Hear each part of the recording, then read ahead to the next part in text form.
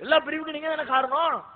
நிறைய பிரிவுக்கு அல்ல நம்மளதான் காரணம் ஆக்கி இருக்கணும். அதை மறுக்கையில நிறைய பிரிவுக்கு அதை ஒத்துக்கத்தானே வேணும். நிறைய தமிழ்நாட்டில் லொட்டு லோசுக்குன்னு 1008 வந்ததுக்கு அதுல ஒரு குறிப்பிட்ட பங்கு நமக்கு இருக்கத்தான் செய்யுது. பிரிவினை ஏற்படுத்தினால் அதற்காக குழப்பவாதியா? அப்படியானால் நம்முடைய சமூகத்தில் மிகப்பெரிய குழப்பவாதி யார் தெரியுமா? அல்லாஹ்வுடைய தூதர் தான் ஃபர்ஸ்ட் குழப்பவாதி. ஏன்னா அவங்க ஏற்படுத்தின குழப்பத்தை நாங்க ஏற்படுத்தல. இன்னும் அவங்க எந்த அளவுக்கு ஏற்படுத்தினாங்க தெரியுமா? குழப்பம்னா அண்ணன் தம்பிக்கு மத்தியில குழப்பம். எப்படிப்பட்ட குழப்பம்? இன்னைக்கு இருக்கிற குழப்பம், நீ வேற ஜமாத்து நான் வேற ஜமாத்து, நீ தர்காவுக்கு போறவன் நான் பள்ளியாசலுக்கு போறவன், இந்த ரேஞ்சில அவர் கூட்டத்தை போட்டு நான் அந்த கூட்டத்துக்கு போவேன், நீ இந்த கூட்டத்துக்கு போவேன். இதுதான் இன்னைக்கு இருக்கிற அந்த பிரச்சனையுடைய வீரியம்.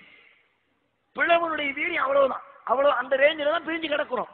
உன் கல்யாணத்துக்கு நான் வரமாட்டேன், உன் மௌத்த அடக்க ஸ்தலத்தில் நான் பங்கெடுக்க மாட்டேன், நீ பிதாத்து செய்யற, நீ இல்லாத காரியத்தை செய்யற. இந்த ரேஞ்சிலவா இன்றைக்கு இருக்கிற இந்த பிரிவுகளினுடைய வீரியம் இருக்கிற.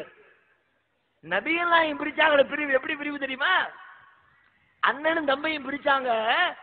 நீ வேற ஜமாத்து நான் வேற ஜமாத்துங்கிற பிரிவு இல்ல, நீ இருக்கணும் அல்லது நான் இருக்கணும் இந்த உலகத்துல. அப்படி பிரிவு. எப்படி பிரிவு? உன இன்னைக்கு உன்னை உண்டு இல்லைன்னு ஆக்கிட்டு தானே வீட்டுக்கு போவேன். அப்படி பிரிவு.